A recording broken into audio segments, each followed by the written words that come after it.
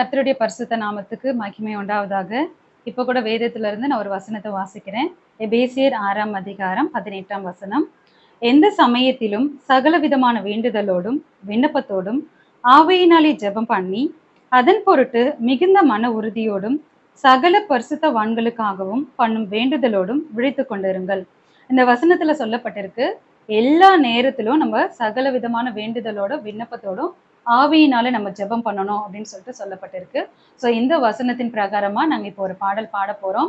அந்த பாடல் வரிகள் இப்படியா சொல்லுது, நம்மளுடைய ஜெப ஆவி நமக்கு தேவன் கொடுக்கும்போது, அந்த ஜெப ஆவி நம்ம கிட்ட இருக்கும்போது இரவுகள் எல்லாம் ஜெப நேரமாய் மாறும். எதிர்ப்பின் நடுவிலும் நம்மளுடைய நேரம் ஜெப நேரமாய் மாறும். அது போல தேசத்திற்காக நம்ம ஜெபிக்கிற நேரமாய் மாறும். ஸோ இந்த பாடலை நாங்க பாட போறோம். எங்களோட கூட சேர்ந்து நீங்களும் உற்சாகமா இந்த பாடலை பாடுங்க. ஜெபாவி ஊற்றி ஜெபிக்க செய்யும் விண்ணப்பத்தின் ஆவி வந்திறங்கட்டும். ஜெபாவி ஊற்றி ஜெபிக்க செய்யும் விண்ணப்பத்தின் ஆவி வந்திறங்கட்டும். ஜெபாவி ஊற்றுமே விண்ணப்பத்தின் ஆவியை ஊற்றிடுமே. ஜெபாவி ஊற்றுமே விண்ணப்பத்தின் ஆவியை ஊற்றிடுமே. ஜெபாவி ஊற்றி ஜெபிக்க செய்யும் விண்ணப்பத்தின் ஆவி வந்திறங்கட்டும். இரவுகள் எல்லாம் ஜெப நேரமாய் மாறணுமே, நாம் ஜெபிக்கணுமே. இரவுகள் எல்லாம் ஜெப நேரமாய் மாறணுமே, நாம் ஜெபிக்கணுமே. ஜெபாவி ஊற்றுமே விண்ணப்பத்தின் ஆவியை ஊற்றிடுமே. ஜெபாவி ஊற்றுமே விண்ணப்பத்தின் ஆவியை ஊற்றிடுமே. ஜெபாவி ஊற்றி ஜெபிக்க செய்யும் விண்ணப்பத்தின் ஆவி வந்திறங்கட்டும். எதிர்ப்பின் நடுவிலும் தானியேல் போல வைராக்கியமாய் நான் ஜெபிக்கணுமே. எதிர்ப்பின் நடுவிலும் தானியேல் போல வைராக்கியமாய் நான் ஜெபிக்கணுமே. ஜெபாவி ஊற்றுமே விண்ணப்பத்தின் ஆவியை ஊற்றிடுமே. ஜெபாவி ஊற்றுமே விண்ணப்பத்தின் ஆவியை ஊற்றிடுமே. ஜெபாவி ஊற்றி ஜெபிக்க செய்யும் விண்ணப்பத்தின் ஆவி வந்திறங்கட்டும். உணவை தவிர்த்து உபவாசித்து தேசத்திற்காக கதறணுமே. உணவை தவிர்த்து உபவாசித்து தேசத்திற்காக கதறணுமே. ஜெபாவி ஊற்றுமே விண்ணப்பத்தின் ஆவியை ஊற்றிடுமே. ஜெபாவி ஊற்றுமே விண்ணப்பத்தின் ஆவியை ஊற்றிடுமே. ஜெபாவி ஊற்றி ஜெபிக்க செய்யும் விண்ணப்பத்தின் ஆவி வந்திறங்கட்டும். ஜெபாவி ஊற்றி ஜெபிக்க செய்யும் விண்ணப்பத்தின் ஆவி வந்திறங்கட்டும்.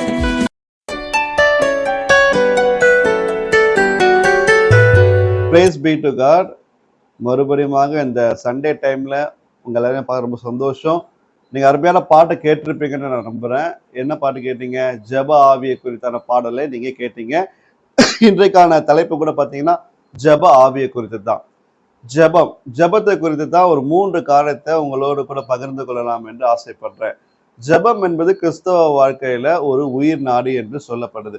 இன்னைக்கு ஜெபிக்காதவங்க யாருமே இருக்க மாட்டாங்க, ரைட்? இன்னைக்கு நீங்க சர்ச்சைக்கு போனீங்க, ஜெபிச்சிருப்பீங்க, ரைட்டா? கரெக்ட்.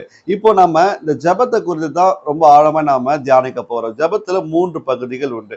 சரி, எப்படியெல்லாம் ஜெபிக்கலாம், எப்படியெல்லாம் ஜெபிக்கிறாங்க அப்படின்னு பாத்தீங்கன்னா, ஜெபம் என்று சொல்லும் பொழுது நாம கர்த்தரிடம் ஒரு காரியத்தை நம்ம சொல்றோம். இப்ப பாத்தீங்கன்னா ஒரு சின்ன விஷயம் தான். ஒரு சாப்பாட்டுக்கு நாம என்ன பண்றோம்?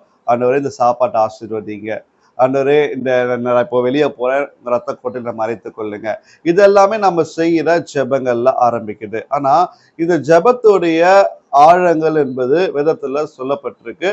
வேதத்துல ஜனங்கள் எப்படியெல்லாம் ஜெபித்திருக்கிறாங்க. இன்றைக்கு பரிசுத்த ஆவியானவர் நாம எப்படிப்பட்ட ஜெப வாழ்க்கைக்குள்ள நடக்கணும்னு சொல்லிட்டோம். இன்றைக்கு நம்ம கூட பேசுவார். அல்லேலூயா. நான் விசுவாசிக்கிறேன் இந்த செய்திக்கு அப்புறம் உங்களுடைய வாழ்க்கையில கண்டிப்பா ஜெபத்துல ஒரு மாற்றம் வரும் என்பது என்னுடைய விசுவாசம். அதனால ஜெபத்தோடு கூட இந்த சத்தியத்தை கேளுங்க. நாம வாழ்கிற காலம் கடைசி காலம். இந்த கடைசி காலத்துல நாம எப்படி வாழ வேண்டும் என்று சொன்னால் ஜெபத்தை கையில எடுத்துக்கொண்டு தேவ ஆவியானவரோடு கூட நாம ஒரு ஓட்டத்தை ஓட வேண்டும் என்றுதான் தேவன் நம்மிடம் எதிர்பார்க்கிறார். இந்த வசனத்துக்கு நிறைய நம்ம கடந்து போவோம். இன்றைக்கு ஆதாரமாக ஒரு 2 வசனங்களை எடுத்து உங்களோட நான் பேச விரும்புகிறேன். 1 கொரிந்தியர் 14ஆம் வசனம் 15 நான் வாசிக்கிறேன், கேளுங்க. 1 கொரிந்தியர் 14ஆம் அதிகாரம் 15ஆம் வசனம். இப்படி இருக்க செய்ய வேண்டுவதென்ன, நான் ஆவியோடும் விண்ணப்பம் பண்ணுவேன், கருத்தோடும் விண்ணப்பம் பண்ணுவேன், நான் ஆவியோடும் பாடுவேன், கருத்தோடும் பாடுவேன். இங்க பவுல் சொல்றாரு, நான் எப்படி விண்ணப்பம் பண்ணுவேன், நான் ஆவியோடு விண்ணப்பம் பண்ணுவேன், அப்புறம் கருத்தோடு விண்ணப்பம் பண்ணுவேன். அப்போ 2 காரியங்கள் இங்க சொல்லப்படுது. அப்போ ஆவியில நம்ம ஜெபம் பண்ணுவோம், கருத்தோடு ஜெபம் பண்ணுவோம். முதல்ல 3 பகுதியில் நான் சொல்லிடுறேன். முதல்ல நம்ம ஜெபம் எப்படி இருக்குன்னா கருத்துள்ள ஒரு ஜெபம், 2வது ஆவியில ஜெபிக்கிற ஜெபம், 3வது ஆவியானவரோடு கூட ஐக்கியப்பட்டு ஆவி பரிமாற்றம் அடையும். அதாவது சரீரத்திலிருந்து ஆவி எடுக்கப்பட்டு ஆவிக்குள்ளாகிற ஜெபம். அல்லேலூயா. 3 காரணம் மட்டும் சொல்றேன். முதல் ஸ்டெப் கருத்துள்ள ஒரு ஜெபத்தை ஜெபிக்கணும், 2வது ஆவியில ஜெபிக்கணும், 3வது ஆவிக்குள்ளாகி ஜெபிக்கிற அனுபவங்கள். இதை குறித்து நாம இன்றைக்கு தியானிக்க போகிறோம். இந்த கருத்தோடு ஜெபிக்கிற ஜெபம் என்றனா எப்படி தெரியுமா? நாம ஒரு ஜெபத்துக்கு போறோம் அப்படின்னா நம்ம கைகளில் ஒரு ப்ரேயர் நோட் இருக்கும், அதை நம்ம எழுதி வச்சிருப்போம். இது தேசத்துக்காக நம்ம ஜெபிக்க போறோம், இந்த பட்டணத்துக்காக, இந்த கிராமத்துக்காக. ஒரு குடும்பம் என்று சொன்னால் இந்த குடும்பம் ரட்சிப்புக்காக நம்ம ஜெபம் பண்ணணும்னு சொல்லிட்டு சில பேர் எழுதியிருப்பாங்க, என்னுடைய வியாதிக்காக ஜெபிங்க, கடன் பிரச்சனைக்காக ஜெபிங்க, இத்தனை பேர் சுகவீனமா மருத்துவமனை இருக்கிறாங்க அவங்களுக்காக ஜெபிங்கன்னு சொல்லிட்டு ஒரு சில பெயர்கள்லாம் சொல்லி கொடுத்துருப்பாங்க. நம்ம அதெல்லாம் வச்சுதான் நம்ம என்ன பண்ணுவோம், தேவ சமூகத்துல போயிட்டு, ஆண்டவரே இந்த நபருக்காக நான் வேண்டுகிறேன், இந்த தேசத்துக்காக நான் விண்ணப்பம் பண்றேன், என்னுடைய தேவை இருக்கு, என் தேவைக்காக ஜெபம் பண்ண சொல்லிட்டு ஒரு டேட்டாவோட போய் ஜெபம் பண்றோம். பார்த்தீங்கன்னா இதுதான் கருத்தோடு ஜெபிக்கிற ஜெபங்கள். இதை நாம தவறாமல் செய்து கொண்டிருக்கிறோம். ஏன்னா இதெல்லாம் தேவையோடு தான் நான் இருக்கிறேன், இந்த தேவையோடு தான் ஜனங்கள் இருக்கிறாங்க, இந்த தேவையோடு தான் தேசம் இருக்குன்னு சொல்லி நம்ம புள்ளி விவரத்தோடு நம்ம எடுக்கிற ஜெபங்கள் தான் கருத்துள்ள ஜெபம். நம் இருதயத்திலிருந்து சொல்றோம் பார்த்தீங்களா வார்த்தைகள், அது கருத்துள்ள ஜெபம். 2வது நான் சொல்ற காரியம் என்ன தெரியுமா? அதுதான் ஆவியில ஜெபிக்கிற ஜெபம். இந்த ஆவியில ஜெபிக்கிற ஜெபத்துக்கும் கருத்துள்ள ஜெபத்துக்கும் வித்தியாசங்கள் உண்டு. நான் கருத்தோடு ஜெபிக்கும் போது என்னன்னு தெரிஞ்சு ஜெபிப்பேன். ஆனா ஆவியில நான் ஜெபிக்கிற ஜெபம் நான் என்ன ஜெபிக்கிறேன்னு எனக்கு தெரியாது. ஏன்னா எனக்குள்ள இருந்து ஆவியானவர் அவர் டேக் ஓவர் பண்ணிடுவாரு. அல்லேலூயா.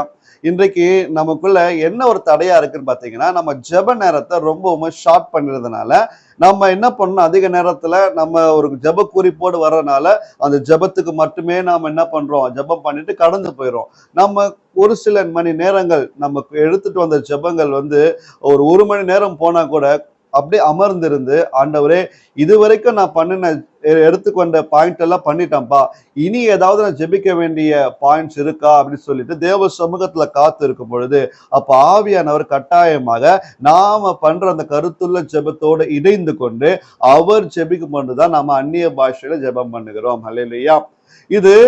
இதுதான் ஆவிக்குரிய அடுத்த கட்டம். நம்ம கருத்தோட கூட நம்ம பாயிண்ட்ஸை வச்சு பாரத்தோடு ஜெபித்து கொண்டே இருப்போம். நம்ம ஜெபத்தோட கூட ஆவியானவர் இணையும் பொழுதுதான் அவர் வாக்கு கடங்கா பெருமூச்சோடு கூட வேண்டுதல் செய்வார். இதுதான் நம்ம வாசிக்கிறோம். ரோமர் 8ஆம் அதிகாரத்தை எடுத்துக்கொள்ளலாமா? ரோமர் 8ஆம் அதிகாரத்துல சொல்லப்பட்டிருக்கு நாம எப்படி ஜெபம் பண்ண வேண்டும், நம்ம எப்படி ஆவியானவர் நமக்காக எப்படிலாம் ஜெபம் பண்றாரு நம்ம வாசிக்கலாம். ரோமர் 8ஆம் அதிகாரம் வசனம் 26 நான் வாசிக்கிறேன், 26, 27. அந்தபடியே ஆவியானவரும் நமது பலவீனங்களில் நமக்கு உதவி செய்கிறார், நாம் ஏற்றபடி வேண்டிக் கொள்ள வேண்டியது என்று அறியாமல் இருக்கிறபடியால் ஆவியானவர் தாமே வாக்கு கடங்காத பெருமூச்சுகளோடு நமக்காக வேண்டுதல் செய்கிறார். ஆவியானவர் தேவ சித்தத்தின்படியே பரிசுத்தவான்களுக்காக வேண்டுதல் செய்கிறபடியால் இருதயங்களை ஆராய்ந்து பார்க்கிறவர் ஆவியின் சிந்தை இன்னது என்றும் அறிவார். ஆமென். பாருங்க, நாம நமது பலவீனங்களை நமக்கு உதவி செய்ய தான் ஆவியானவர் நமக்கு கொடுக்கப்பட்டிருக்காங்க. நாம அநேக நேரத்துல எதற்காக ஜெபிப்போம்னு நமக்கு தெரியாது. இப்ப நான் முன்பே சொன்ன கருத்துள்ள ஜெபத்தை சொன்னேன். நம்ம ஒரு காரியத்தை நம்ம அறிந்து தெரிந்து புரிந்து ஜெபிக்கிற ஜெபம் தான் கருத்துள்ள ஜெபம். ஆனா ஆவியில ஜெபிக்கிற ஜெபம் எப்படிப்பட்டதுன்னா, இப்போ பிசாசு எனக்கு விரோதமாக என் குடும்பத்துக்கு விரோதமாக ஒரு விதமான தீமையை செய்யும்படிக்கு ஆயத்தப்படுறோம்னு வச்சுக்கோங்களேன். நம்ம எப்படியாவது இந்த குடும்பத்துக்குள்ள சண்டைகளையும் குழப்பங்களை உண்டு பண்ணணும், தேசங்களுக்குள்ள பிரச்சனைகளை உண்டு பண்ணணும் அப்படின்னு அவன் திட்டம் போடுறான்னா, அவன் போடுகிற திட்டம் எனக்கு தெரியாது, அதற்காக என்னால் ஜெபம் பண்ணவும் முடியாது. ஆனா ஆவியானவர் சகலவற்றையும் அறிந்திருக்கிறார். அதனால் அவர் என்ன பண்ணுவாரு, அவர் என்னுடைய ஆவியோடு கூட இணைந்து அவர் பிசாசு கொண்டு வருகிற பிசாசு நமக்கு எதிராக வைத்திருக்கிற சதி திட்டங்களை முறியடிக்கும்படி, ஒருவேளை அவன் எனக்கு விரோதமாக அவன் ஏதாவது தீமை செய்ய வருகிறானா அவர் என்ன பண்ணுவாரு, என் பேரை சொல்லி ஜெபம் பண்ணுவார். ஒருவேளை கேட்டுக்கொண்டிருக்கிற உங்கள் மேல அவன் ஏதாவது ஒரு பொல்லாப்பை நேரிட பண்ணுவான் என்று சொன்னால், எனக்குள்ள இருக்கிற ஆவியானவர் அவர் உங்கள் பெயரை சொல்லி அவர் ஜெபம் பண்ணுவார். அது எனக்கு தெரியாது. ஆனா அவர் ஜெபம் பண்ணும் பொழுது சத்துருவுடைய கிரியைகள் எல்லாமே இயேசுவின் நாமத்தால முறியடிக்கப்படும். இது ஆவியில எடுக்கப்படுகிற ஜெபங்கள். இதுல கருத்துள்ள ஜெபத்துக்கும் சம்பந்தம் இல்லை. ஒரு மனுஷன் ஆவியில ஜெபம் பண்ணும் பொழுது அவர் எப்படிப்பட்ட ஜெபம் பண்றாரு அவருக்கு தெரியாது. ஆனா வல்லமையான ஜெபம் ஏறெடுக்கப்பட்டிருக்கும். அல்லேலூயா. அப்போ ஆவியில ஜெபிக்கிற ஜெபம் தான் ரொம்ப ரொம்ப ரொம்ப முக்கியமான ஒரு விஷயம். கருத்துள்ள ஜெபமும் அவசியம். அதே சமயம் அடுத்த கட்டம் தான், ஜெபத்துடைய அடுத்த 2வது கட்டம் தான் இந்த ஆவியில ஜெபிக்கிற ஜெபம். அதற்காகத்தான் கர்த்தர் அந்நிய பாஷைகளை கொடுத்திருக்கிறார். அவர் பேசுகிற பாஷையை கொடுத்திருக்கிறார். இந்த அந்நிய பாஷை பிசாசுக்கு புரியாது, அவன் குழம்பி போயிடுவான். அந்நிய பாஷையில நம்ம ஜெபிக்கும் பொழுது தேவனோடு டைரக்டா நம்ம தொடர்பு கொள்கிறோம். ஆனா இன்றைக்கு நம்ம சொந்த மொழியில ஜெபிக்கும் பொழுது அது பரலோகமும் கேட்கிறது. அதோடு மாத்திரம் அல்லாம இங்க இருக்கிற அந்தகார வல்லமைகள் சத்துருவும் கேட்டுக்கொண்டிருக்கிறான் என்பதை நம்ம மறந்து விடக்கூடாது. அதனால இப்பொழுது அந்நிய பாஷைகள் நாம் ஜெபம் பண்ணும்பொழுது அது பிசாசுடைய கூட்டங்களுக்கு ஒரு குழப்பமான பாஷையா இருக்கும். ஆனா நம்ம தேவனோடு கூட டைரக்டா நாம என்ன பண்றோம், தொடர்பு கொள்றோம். அதனால அந்நிய பாஷையில நம்ம ஜெபம் பண்றதுதான் ஆவியில ஜெபம் பண்றது. இப்போ நல்லா புரிஞ்சிருக்கும் ஆவியில ஜெபிக்கிற ஜெபத்துடைய முக்கியத்துவம் எவ்வளவு என்பது. அந்நிய பாஷை பெறாதவங்க அந்நிய பாஷை தேவனிடம் கேட்டு பெற்றுக் கொள்ளுங்க. அவர் கேட்கிற யாவருக்கும் சம்பூர்ணமாய் கொடுக்கிறவர் தேவன். என்ன வசனம் சொல்லுதுல, என்கிட்ட நீங்க எதை கேட்டாலும் நான் உங்களுக்கு கொடுப்பேன். அல்லேலூயா. ஆண்டுக்கு நம்ம எவ்வளவோ காரியங்கள் கேட்டிருக்கிறோம். பூமிக்குரிய வாழ்க்கையில எனக்கு படிப்பு வேணும், வேலை வேணும், அந்தஸ்து வேணும், சுகம் வேணும், பலம் வேணும். ஆண்டவர் கொடுத்திருக்காரா இல்லையா? கொடுத்திருக்காரு. அவர் பூமிக்குரிய வாழ்க்கைக்கு அற்பமான ஒரு வாழ்க்கைக்கு அவர் கொடுப்பார் என்று சொன்னால் ஆவிக்குரிய வாழ்க்கை, அதுதான் நம்ம பரலோகத்துல கொண்டு போய் சேர்க்கிற ஆவிக்குரிய வாழ்க்கை. அந்த வாழ்க்கைக்கு நம்ம ஆவிக்குரிய வரங்களை ஆண்டவர் கொடுப்பார். ஆவிக்குரிய கனிகளினால் நம்ம நிரப்புவார். ஜெப ஆவியை கட்டாயம் நமக்கு கொடுப்பதில் எந்த ஒரு சந்தேகமும் இல்லை. ஆமென். அப்போது ஜெப ஆவி நமக்கு கட்டாயம் தேவை. ஆவியில ஜெபிக்கிற ஜெபம் நமக்கு ரொம்பவும் தேவையான ஒன்று என்பதை நாம மறந்து விடக்கூடாது. இதுக்கப்புறம் 3வது அடுத்த கட்ட பகுதி என்ன தெரியுமா? நாம அந்த ஆவியில நம்ம ஜெபித்து கொண்டே இருக்க அடுத்த ஒரு பரிமாற்றம் என்ன தெரியுமா? நம்ம ஆவிக்குள்ளாக ஜெபிப்பது. இதுக்கு உதாரணமாக நாம எசேக்கியேல் தீர்க்கதரிசி, யோவானை இப்படி நம்ம எடுத்துக்கொள்ளலாம். அவங்களாம் பாத்தீங்கன்னா அவங்க சரீரம் ஒரு இடத்துல இருந்துச்சு. ஆனா தேவ ஆவியானவர் அவர்கள் சரீரத்தை விட்டு அவர்கள் ஆவியை எடுத்து கொண்டு போய் தேவாலயத்துல நிற்க செய்கிற காரியங்களை நம்ம பார்க்கிறோம். எசேக்கியேல் இருந்தாங்க. எசேக்கியேல் உள்ள இருந்த ஆவியை எடுத்து கொண்டு போயிட்டு தேவாலயத்துல இருக்கிற அருவருப்புகளை கர்த்தர் காண்பித்தார். அதே போல யோவானானவர் பத்மு தீவுல சிறைப்பட்டு இருக்கும் பொழுது அப்போது தேவ ஆவியானவர் யோவான் ஆவியை கொண்டு போய் பரலோக காரியங்களை காண்பித்தார். பூமியில நடக்கிற கடைசி காலங்கள் என்னென்னலாம் இருக்குன்னு காண்பித்தார். அது எழுதி வைத்திருக்கிறார். அல்லேலூயா. இதுதான் ஆவிக்குள்ளாகிற 3வது வல்லமையான ஒரு ஜெபம். இந்த 3 பகுதிக்குள்ள ஒரு கிறிஸ்தவன் வரும்பொழுது அவனுடைய வாழ்க்கை எப்படியாக இருக்கும் என்பதுல ஒரு சந்தேகமும் இல்லை. இதுக்கு எல்லாமே ஆவியானவர் தான் நமக்கு உறுதுணையாக இருக்கிறார். அல்லேலூயா. இயேசு கிறிஸ்துடைய வாழ்க்கையில பாத்தீங்கன்னா இயேசு கிறிஸ்துவானவர் அவருடைய ஜெபங்கள் எல்லாமே பாரம் நிறைந்த ஜெபமாய் முகங்குப்புற விழுந்து ஜெபித்தார், கருத்தோடு ஜெபித்தார், அழுது ஜெபித்தார், ரத்தம் சிந்தி ஜெபித்தார். இயேசு கிறிஸ்துவோட ஜெபம், இயேசுதான் சிறந்த ஜெப வீரரா என்று சொல்லப்படுது. ஆமென். அவர் பிதாவோடு கூட நெருங்கிய தொடர்புடையவரா இருந்தாரு. அவர் ஒரு அற்புதங்கள் செய்யும் பொழுது ஒரு கிராமத்துக்குள்ள ஒரு பட்டணத்துக்குள்ள அவர் உள்ள போகும்போது எல்லாம் பாத்தீங்கன்னா அவர் பிதாவோடு கூட நல்ல ஐக்கியத்துல இருந்தாரு, ஜெபத்துல இருந்தாரு. தனிமையாய் போய் ஜெபித்தார். அவர் போய் மலை மேல ஏறி ஜெபித்தார். இப்படிதான் நம்ம ஜெபத்துல நம்ம பார்க்கணும். அவர் ஜெபித்து விட்டு பிற்பாடுதான் அவர் ஊருக்குள்ள போகிறாரு. அவர் ஆடைய தொட்டா சுகம் பெறுறாங்க. அவர் பேச்சு பிரசங்கம் பண்ணும்போது சுகத்தை பெறுறாங்க. ஆண்டவர் ஞானமாய் பேசினார். எதற்காக? அவர் பின்னால் இருந்த ஜெபத்தின் ரகசியம். ஹல்லேலூயா. அதனாலதான் இது தெரிந்தப்பட்ட சிஷ்யர்கள் கேட்கிறாங்க, ஆண்டவரே நீங்க ஜெபிக்கிறது போல எனக்கு ஜெபிக்க சொல்லி கொடுங்க ஆண்டவரே. அவங்க நல்லா தெரிஞ்சுக்கிட்டாங்க, இயேசுவானவர் போயிட்டு ஜெபம் பண்ணிட்டு வராரு. ஜெபம் பண்ணிட்டு வந்த பிறகுதான் அவர் இவ்வளவு பெரிய அற்புதங்கள் செய்யறாரு. ஆனா அவர் ஜெபம் பண்ணும்போது எங்களை விட்டுட்டு போயிடுறாரு, அவர் தனியா போயிடுறாரு.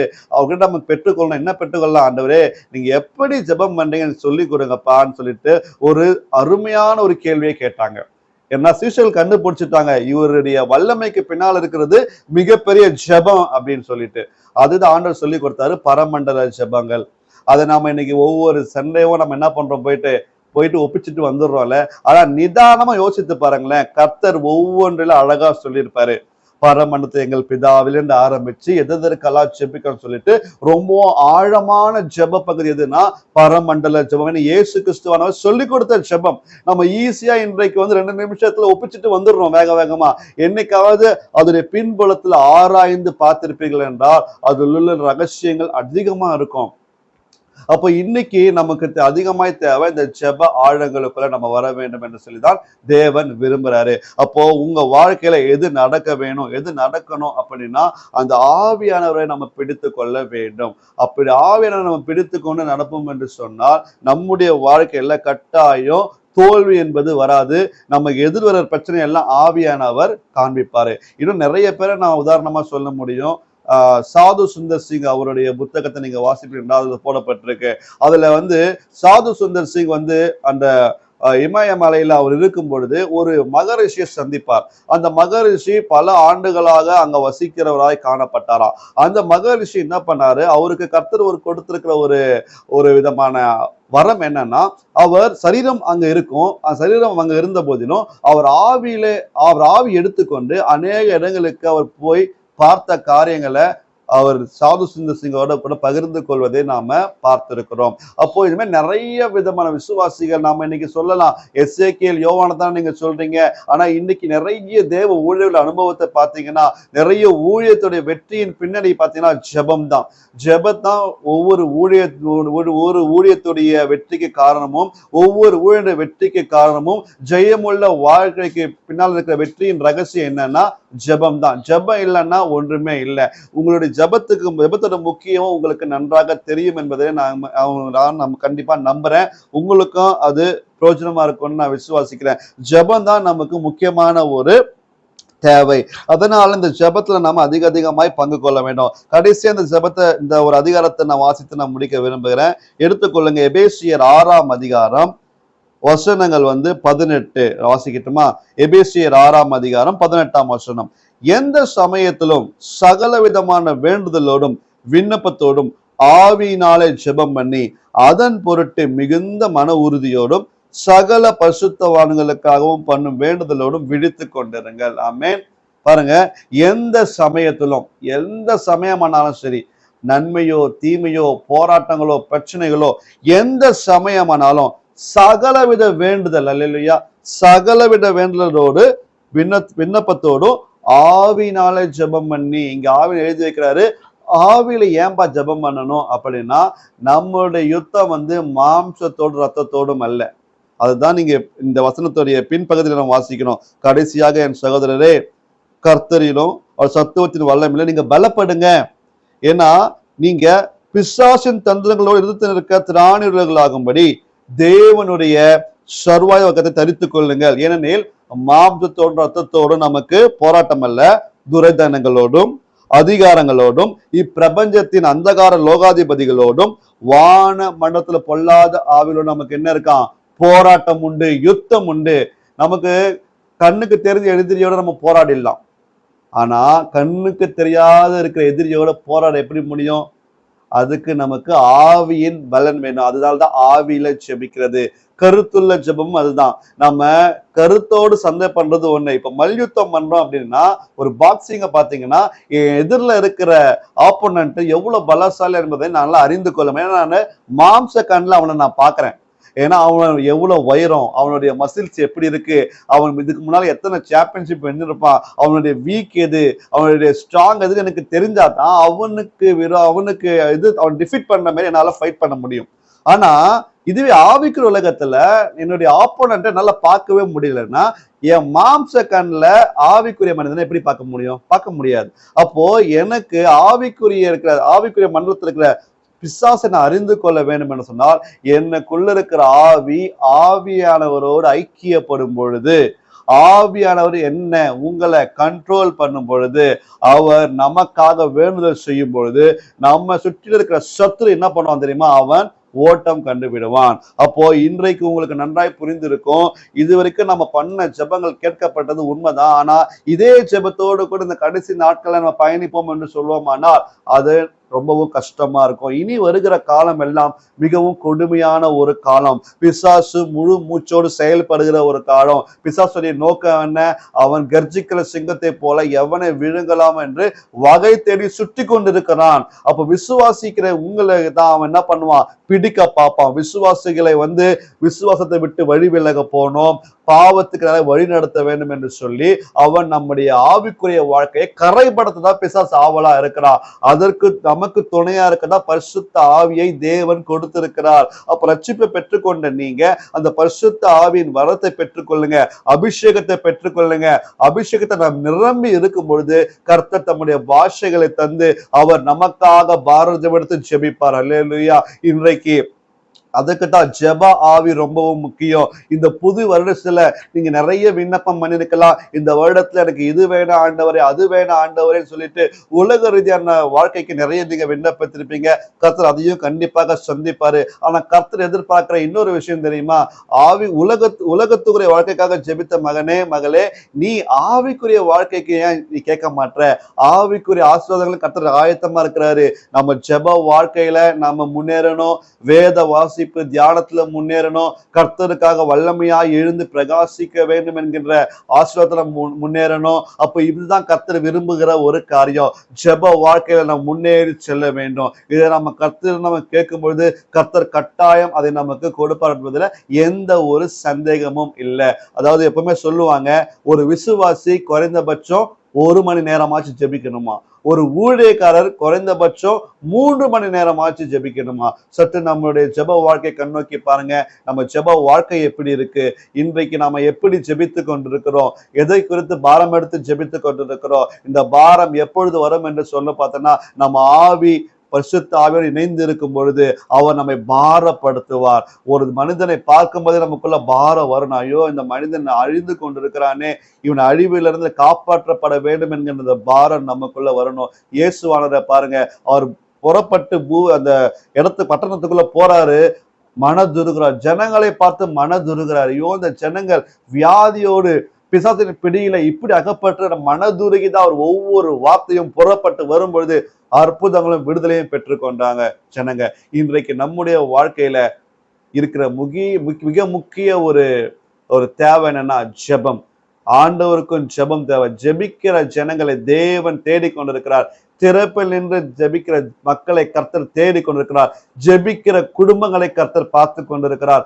ஜெபிக்கிற சபையை கர்த்தர் தேடிக்கொண்டும் பார்த்து கொண்டிருக்கிறார். இன்றைக்கு நாம ஜெபிக்கிற மனிதனாய், ஜெபிக்கிற குடும்பமாய், ஜெபிக்கிற திருச்சபையாய் நாம் இருப்போமானா கர்த்தருடைய கண்கள்ல நாம தான் பாக்கியவான்களாய் இருப்போம் என்பதுல எந்த ஒரு சந்தேகமும் இல்லை. அதனால இன்றைக்கு நாம 3 விதமான ஜெபத்தை நாம பார்த்தோம். முதலாவதாக கருத்தோடு ஜெபிக்கிற ஒரு ஜெபம், அது காரியத்தை அறிந்து நாம ஜெபிக்கிற ஜெபம்.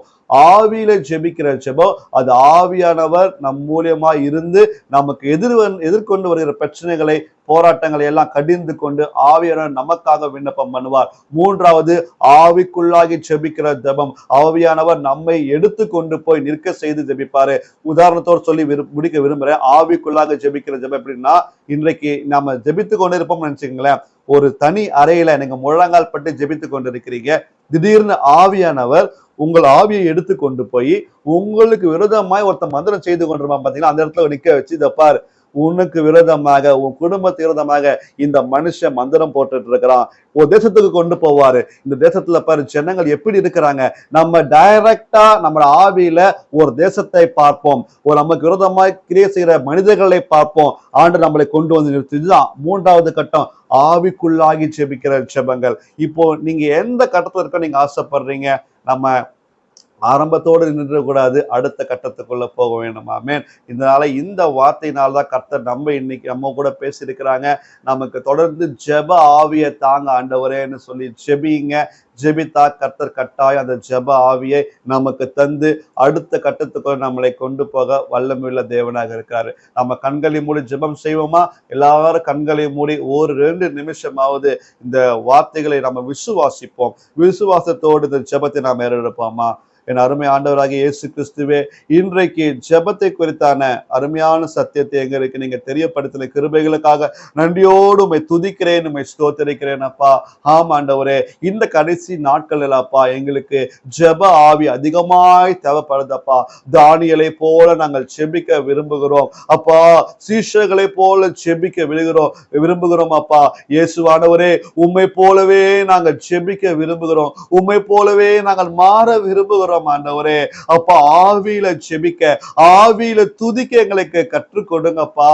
ஆம் ஆண்டவரே, உம்முடைய ஆவி எங்களோடு ஐக்கியப்படும்படியாய் நாங்கள் ஜெபிக்கிறோம் கர்த்தாவே. இதோ இந்த வார்த்தைகளை, இந்த வசனங்களை கேட்டு கொண்டிருக்கிற ஒவ்வொரு இருதயத்துக்குள்ளும் இப்பொழுது உம்முடைய ஜெப ஆவியை அளவில்லாமல் ஊற்றுங்கப்பா. கேட்கிற யாவரும் பெற்றுக் கொள்ளத்தக்கதாக அப்ப இருதயத்தை நிரப்புங்கப்பா உமது ஆவியினால. அப்பா, நாங்க கருத்தோடு விண்ணப்பம் பண்ணுவோம், ஆவியோடு விண்ணப்பம் பண்ணுவோம், கருத்தோடு உம்மை பாடி துதிப்போம், ஆவியோடு உம்மை பாடி துதிப்போம் ஆண்டவரே. இந்த அனுபவத்துக்குள்ளாக எங்களை கொண்டு வருவீராக ஆண்டவரே. இந்த கடைசி காலத்துல நாங்கள் ஜெபத்தை கையில் எடுத்துக்கொண்டு இந்த தேசத்தை சுதந்திரித்துக் கொள்ள கிருபை செய்யும் ஆண்டவரே. எங்கள் வாழ்க்கை மாறப்போகிறது. எங்கள் ஜெபத்துல அடுத்த கட்டத்தை நீங்கள் கொண்டு செல்ல போறீங்க. அதற்காக உம்மை நாங்கள் துதிக்கிறோம், ஸ்தோத்திரிக்கிறோம், நன்றி செலுத்துகிறோம். இந்த வார்த்தையினாலே எங்கள் ஒவ்வொருவரையும் கர்த்தர் நீங்க ஆசீர்வதித்த கிருபைகளுக்காக உமக்கு நன்றி. எல்லா துதி கன மகிமையெல்லாம் ஒருவருக்கே செலுத்துகிறோம். இவ்வானத்தை மீட்பு ரட்சகரும் ஆகிய இயேசு கிறிஸ்துவின் வல்லமையுள்ள நாமத்துல ஜெபிக்கிறேன் என் ஜீவனுள்ள நல்ல பிதாவே. ஆமென், ஆமென், ஆமென்.